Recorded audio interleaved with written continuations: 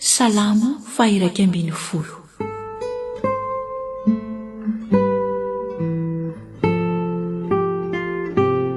Ny avalon'ny mahery finoana izay sakaizany sary tahotra.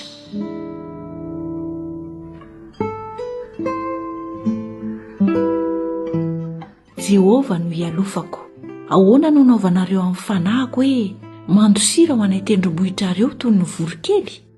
Fa indro ny ratsy fanahy manenjana ny tspikany, efa nanamboatra ny zana-tspikany eo amin'ny kofehy izy, nikendry tao amin'ny maizina hitifitra ny mahitsy fo. Fa rava ny fanorenana, ka inona indray no azony marina atao?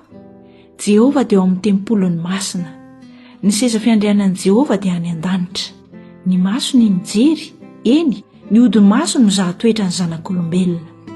Jehovah mizaha toetra ny marina. Fa ny ratsy fanahy sy ny mifaly ampidi-doza dia samy hala ny fanahiny.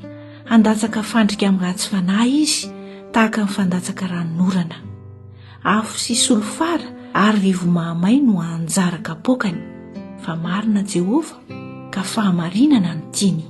Ny mahitsy no ahita ny tavany.